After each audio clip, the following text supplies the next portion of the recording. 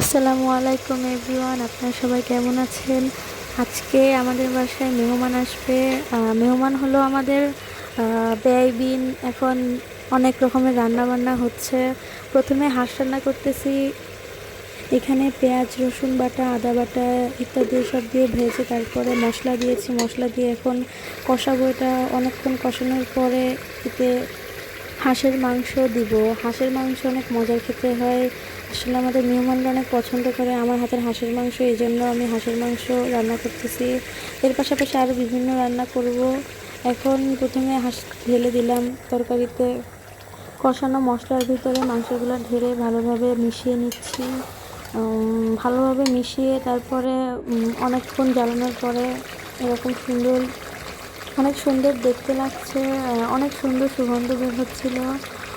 মাংস সবারই প্রিয়, সবার কাছেই শুনি আমার হাতের হাঁসের মাংস অনেক মজাদার হয়।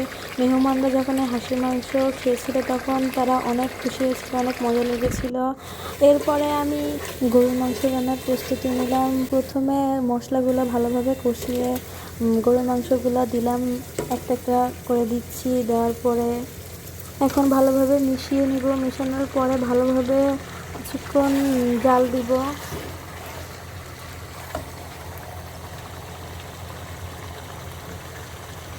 মাংস যখন পুরোপুরি রেডি হয়েছে তখন দেখতে অনেক সুন্দর লাগছিল এবং অনেক সুন্দর সুগন্ধ বেরোচ্ছিল।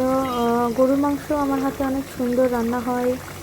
গরুর মাংস দেখতেও অনেক সুন্দর হয়। আজকে সব রান্নাই আমার ভালো হয়েছিল। মেহমানরা অনেক খুশি হয়েছিল, অনেক মজা করে খেয়েছিল। আরও বিভিন্ন রকম রেঁধেছিলাম, যেমন এখন পোলাও রান্না করব। পোলাও রান্না আমার হাতে পোলাও রান্না অনেক সুন্দর হয়, ঝরঝরা হয়, ভাত একেবারে পারফেক্ট হয়। এখন পোলাও হওয়ার পরে আমি ইলিশ মাছ ভাজবো। আমাদের বাসায় ইলিশ মাছ সবাই পছন্দ করে। মেহমানদেরও ইলিশ মাছ পছন্দ হবে, এই জন্য আমি ভাবলাম ইলিশ মাছ ভাজি করি। এরপরে রোস্ট রান্না করলাম। রোস্টটা অনেক মজাদার হয়েছিল। বিশেষ করে আমার ছোটো মেয়ে এবং বড় মেয়ে রোস্ট রান্না অনেক পছন্দ করে এবং দাওয়াতে মেহমানদের রোস্ট খেতে দিলে তারাও খুশি হয়। এই যে আমার বিভিন্ন রকম রান্না, এখানে অনেক রকম খাবার রয়েছে।